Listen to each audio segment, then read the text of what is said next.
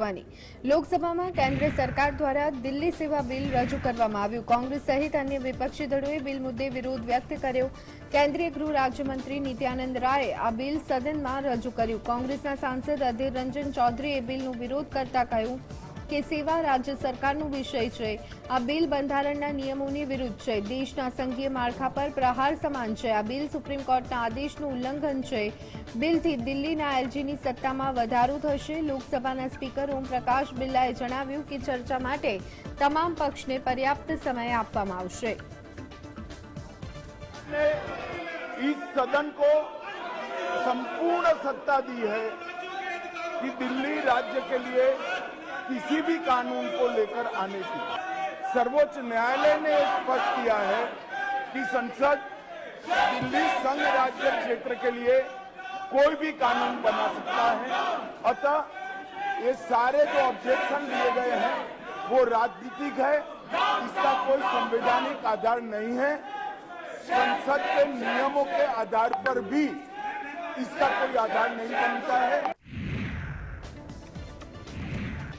मणिपुर हिंसा मामले मंगलवारे supreme court में सुनावणी हाथ धरवामां आवी। आ दरमियान सीजेआई डीवाय चंद्रचूडे मोटी टिप्पणी करी अने कह्युं के स्पष्ट है कि स्थिति राज्य पोलीसना नियंत्रणनी बहार छे। મે થી જુલાઈ સુધી कायदो अने व्यवस्था स्थगित थई गई हती। कोर्टे आ मामलानी आगामी सुनावणी सोमवारे 7 ऑगस्ट माटे नियत करी छे अने मणिपुરના ડીજીપીને રૂબરૂ હાજર રહેવા માટે પ્રશ્નોના જવાબ આપવા જણાવ્યું છે। કેસ સીબીઆઈને સોંપવાની માંગ પર કોર્ટે કહ્યું કે એફઆઈઆર પણ નોંધવામાં આવી રહી નથી। 6000માંથી 50 એફઆઈઆર સીબીઆઈને સોંપવામાં આવે છે તો પણ બાકીની 5950નું શું થશે?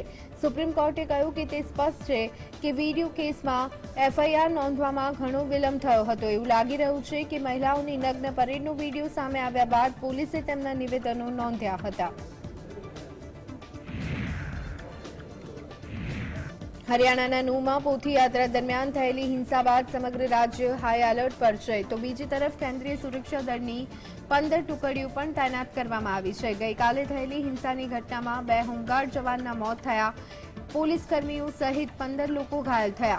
નું બાદ ગુરુગ્રામ પાસેના સોહનામાં પણ હિંસા ભડકી હતી। જોકે પોલીસ ખડકી દેવાઈ છે અને હાલ અજંપાભરી શાંતિ જોવા મળી રહી છે।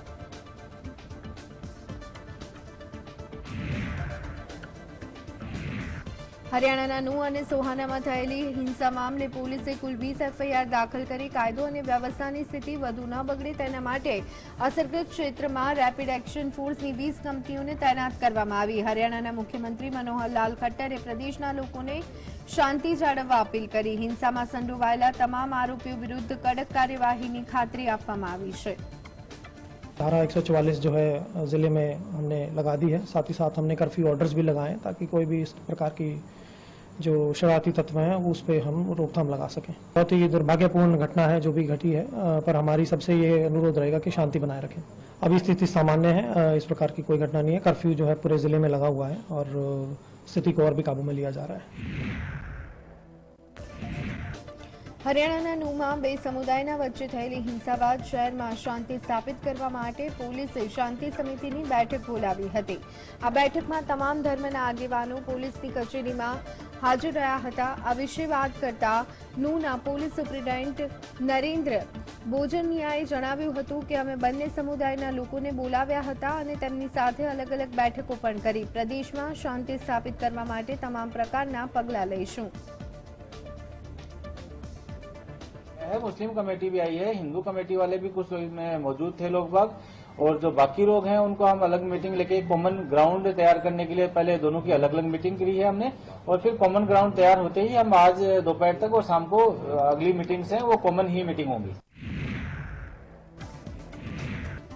મંગળવારે દિલ્હીમાં અધિકારીઓની પોસ્ટિંગ અને ટ્રાન્સફર સંબંધિત વટહુકમ પર લોકસભામાં એક બિલ રજૂ કરવામાં આવ્યું હતું। આ બિલ પર થયેલા હોબાળા દરમિયાન કેન્દ્રીય ગૃહપ્રધાન અમિત શાહે કહ્યું કે બંધારણીય ગૃહને દિલ્હી રાજ્યને લગતો કોઈપણ કાયદો પસાર કરવાની સત્તા આપી છે। સુપ્રીમ કોર્ટના નિર્ણયથી સ્પષ્ટ થઈ ગયું છે કે સંસદ આ અંગે દિલ્હીમાં કોઈપણ કાયદો લાવી શકે છે। અમિત શાહે કહ્યું કે વિરોધ રાજકીય છે, બંધારણીય આધાર પર કરવામાં નથી આવી રહ્યો। બંધારણના આધારે આ બિલ રજૂ કરવાની મંજૂરી આપવી જોઈએ। આ ગૃહને કાયદો બનાવવાનો અધિકાર છે। દિલ્હી સરકારની રાષ્ટ્રીય રાજધાની પ્રદેશ સુધારા બિલ 2023 ગૃહ રાજ્યમંત્રી નિત્યાનંદ રાય દ્વારા લોકસભામાં રજૂ કરવામાં આવ્યું હતું.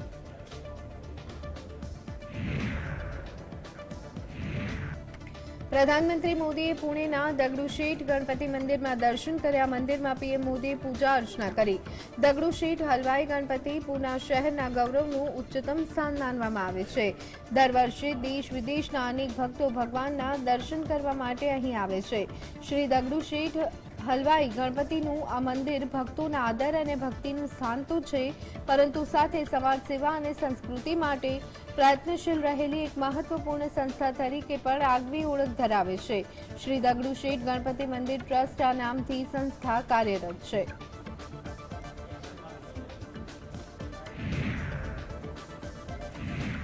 પીએમ મોદી સાથે મંચ પર એનસીપી પાર્ટીના પ્રમુખ શરદ પવાર મુખ્ય અતિથિ તરીકે હાજરી આપી અને આ વિશે વાત કરતા સંજય રાઉતે જણાવ્યું હતું કે જ્યારે વિપક્ષી ગઠબંધનના નેતા આ પ્રકારના કાર્યક્રમમાં હાજરી આપે છે ત્યારે લોકો મૂંઝવણ અનુભવે છે.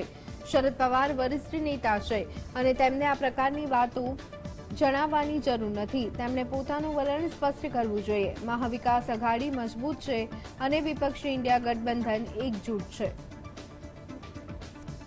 शरद पवार साहब ने ऐसे कार्यक्रम को जाना चाहिए या नहीं जाना चाहिए. अगर नॉन पॉलिटिकल कार्यक्रम है और शरद पवार साहब का दावा है कि 3 महीने पहले मैंने खुद प्रधानमंत्री को न्योता दिया था इस कार्यक्रम का, तो अगर मैं वहां हाजिर नहीं रहूं तो ठीक नहीं दिखता. प्रधानमंत्री जी का एक प्रोटोकॉल होता है, निमंत्रक ही हाजिर नहीं है तो हम क्या करें. लेकिन अब स्थिति बदल चुकी है. ये लोगों का कहना है कि स्थिति बदल चुकी है.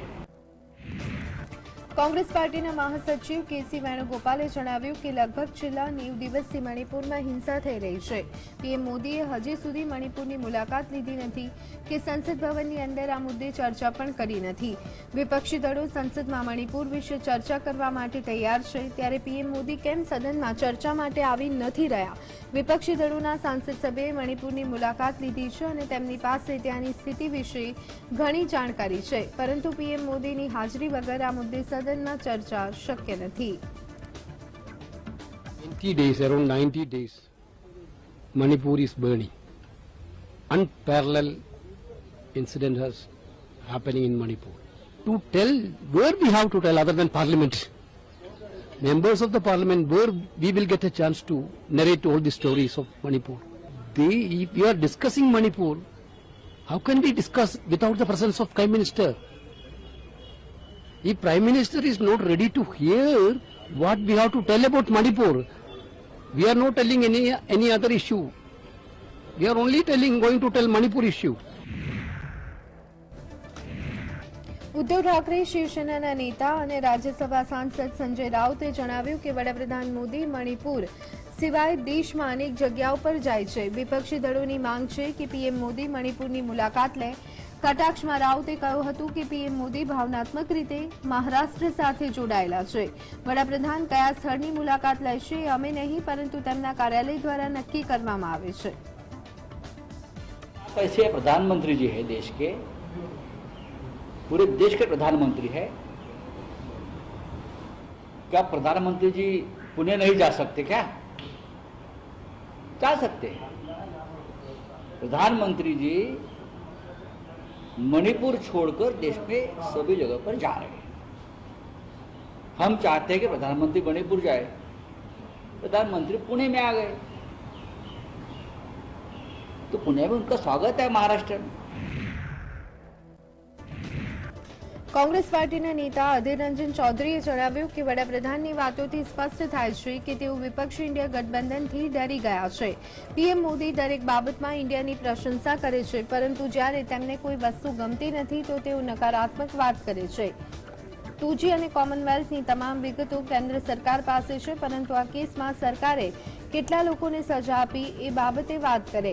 કોંગ્રેસ પાર્ટી ઈચ્છે છે કે 2Gના આ મુદ્દા સાથે વર્તમાન સરકારના શાસનકાળમાં બનેલા ચીન સરહદ વિવાદ પર પણ ચર્चा કરવામાં આવે. प्रधानमंत्री जी की ये बात से मुझे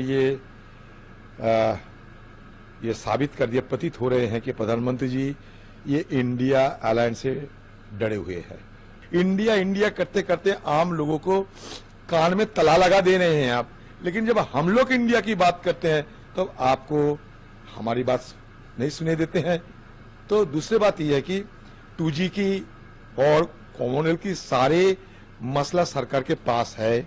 2G में कितने सारे घोटाला एक्चुअल हुए हैं, कितने लोगों को सजा दिया गया है, ये सरकार बताए तो हम धन्य हो जाएंगे। કોંગ્રેસ પાર્ટીના સાંસદ મણિકમ ટેગોરે જણાવ્યું કે બેંગલુરુની બેઠકમાં જ્યારે વિપક્ષી દળોએ ગઠબંધનને ઇન્ડિયા નામ આપ્યું છે ત્યારથી પીએમ મોદી આ મુદ્દે અવસ્થા અનુભવી રહ્યા છે। તો આ સાથે પીએમ મોદી મણિપુર હિંસા પર સદનમાં ચર્ચા કરે। અત્યારે હાલ પીએમ મોદી અસ્વસ્થ હોય તેવો અનુભવ ચોક્કસથી તેઓ કરી રહ્યા છે અને અમારી માંગ છે કે આ મુદ્દે ચર્ચા કરવામાં આવે। આગામી 4 રાજ્યની વિધાનસભાની ચૂંટણીમાં પણ ઇન્ડિયા ગઠબંધનની જીત થશે। દેશના લોકો ચૂંટણીમાં ભાજપને હરાવશે। દેશના સંઘીય માળખામાં ફેરફાર કરનાર તમામ લોકોનો અમે વિરોધ કરીએ છીએ। Modi ji, after Bangalore summit itself, is having sleepless nights. He gets vague dreams in this thing that about India alliance. Therefore, we wish Prime Minister to get well soon, get out of that India syndrome and get back to the work and speak about Manipur violence to the Parliament. Let him forget about that. The alliance is in place. It's a solid alliance. India alliance is going to win state after state. The people of the people of Himachal and Karnataka has led it, and India will lead now, and we will show Mr. Modi that his arrogance is going to be defeated by the people of India. દિલ્હીમાં અધિકારીઓની posting અને transfer મુદ્દે supreme કોર્ટે આપેલા ચુકાદા બાદ કેન્દ્ર સરકાર દ્વારા લાવવામાં આવેલા વટહુકમને બિલના સ્વરૂપમાં સંસદમાં રજૂ કરવામાં આવ્યું। ત્યારે આ વિશે વાત કરતા આમ આદમી પાર્ટીના સાંસદ રાઘવ ચડ્ડાએ જણાવ્યું કે આ બિલ હેઠળ કેન્દ્ર સરકાર ચૂંટાયેલી દિલ્હી સરકાર પાસેથી સત્તા છીનવી ઉપરાજ્યપાલને આપવા માંગે છે।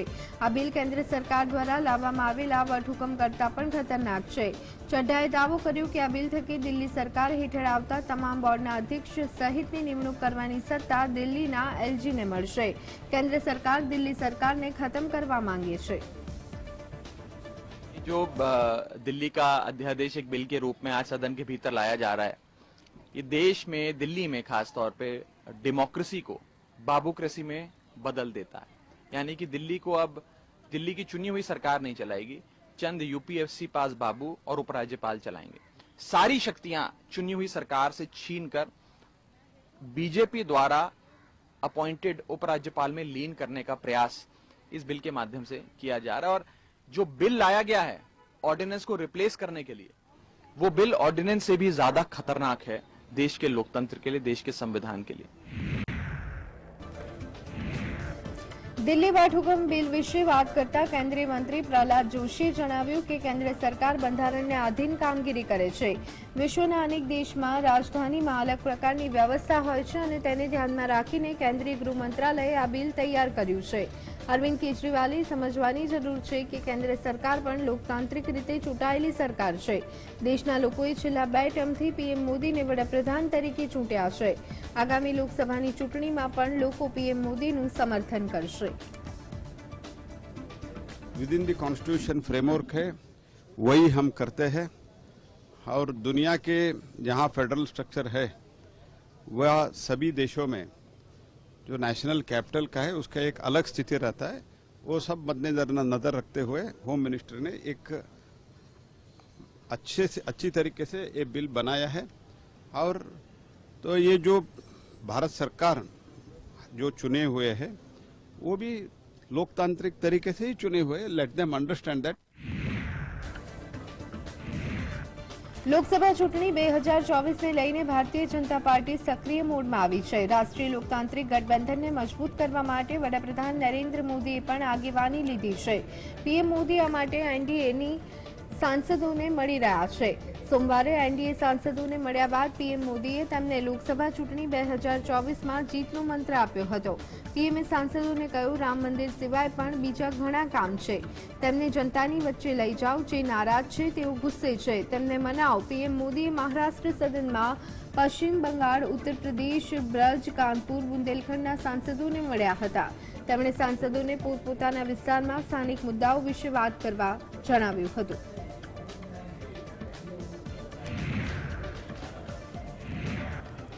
ભારતીય જનતા પાર્ટીના સુપ્રીમો લાલુ પ્રસાદ યાદવ તેમના પરિવાર અને અન્ય વિરુદ્ધ મની લોન્ડરિંગની તપાસમાં એન્ફોર્સમેન્ટ ડિરેક્ટોરેટ એટલે કે ઈડી દ્વારા કેટલીક સંપત્તિઓ જપ્ત કર્યા બાદ રાષ્ટ્રીય જનતા દળે કેન્દ્રની ટીકા કરી અને કહ્યું કે આવી કાર્યવાહી વિપક્ષી ગઠબંધન ઇન્ડિયાના માર્ગમાં અવરોધ ઉભા કરવા માટે છે। આરજેડી સાંસદ અને પ્રવક્તા मनोज ઝાએ પ્રસાદ અને તેના પરિવાર સામેની તપાસ અંગે મીડિયામાં ઈડી પર વાર્તાઓ ઘડવાનો આરોપ મૂકતા દાવો કરતા જણાવ્યું કે સરકારે વિપક્ષી નેતાઓને નિશાન બનાવવા માટે ઈડી વડાના કાર્યકાળના વિસ્તરણની માંગ કરવામાં આવી હતી।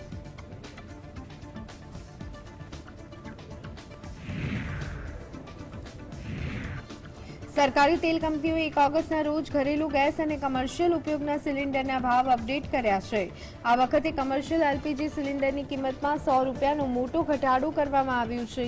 आ फेरफारना कारणे नवी दिल्हीमां एलपीजी सिलिंडरनी किंमत वधी अने 1680 रूपिया थई गई छे। अगाऊ आ वधारा साथे 4 जुलाईना रोज कमर्शियल गैस सिलिंडरनी किंमत 1780 रूपिया पर पहोंची गई हती। जो कि दिल्हीमां घरेलू गैसनी किंमत 1103 रूपिया प्रति सिलिंडर है, जयरे मुंबई में एलपीजी 1102.50 रूपिया, कोलकाता में 1129 रूपिया और चेन्नई में 1118.50 रूपिया प्रति सिलिंडर वेचाई रह्यु छे।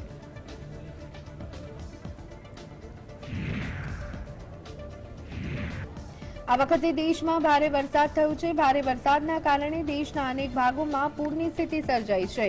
खास करीने हिमाचल, उत्तराखंड और तेलंगाणामां पूરના કારણે સ્થિતિ ખરાબ છે। આના કારણે પાકા મકાનો અને પાવર પ્લાન્ટ, વોટર પ્લાન્ટને ઘણું નુકસાન થયું।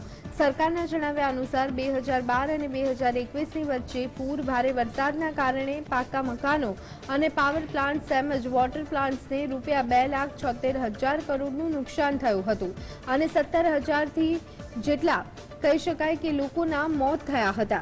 કેન્દ્રીય મંત્રી વિશ્વેશ્વર ટુડુએ રાજ્યસભામાં પૂર અને વરસાદથી થયેલા નુકસાનના આંકડા રજૂ કર્યા। ટુડુએ કહ્યું કે સેન્ટ્રલ વોટર કમિશન द्वारा तमाम राज्यमां भारे वरसाद અને પૂરના કારણે થયેલા નુકસાન અંગે રાજ્યવાર ડેટા સંકલિત કરવામાં આવ્યો છે। રાજસ્થાનના મુખ્યમંત્રી અશોક ગેહલોતે જણાવ્યું કે રાજ્ય સરકારે 3 લાખથી વધુ લોકોને નોકરી આપી છે।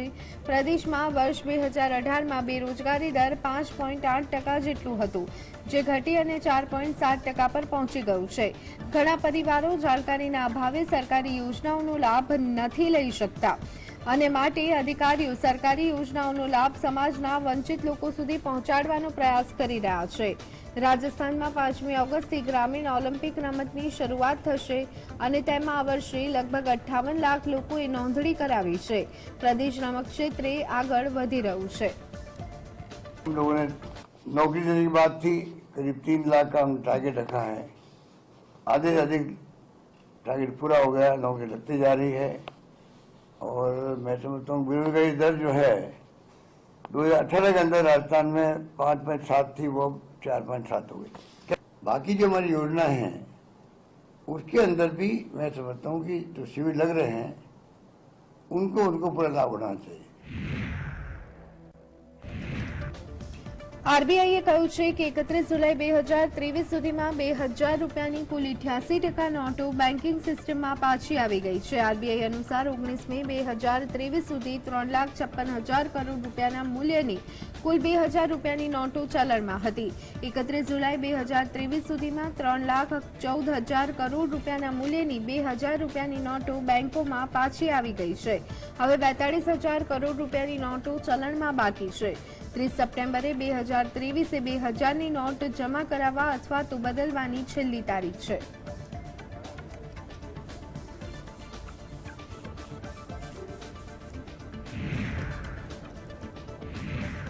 પશ્ચિમ બંગાળથી ભાજપના સાંસદ સુકંતા મજુમદારે જણાવ્યું કે એનડીએની બેઠકમાં પશ્ચિમ બંગાળ, ઓડિશા અને ઝારખંડના 2 વિડીયો દર્શાવવામાં આવ્યા।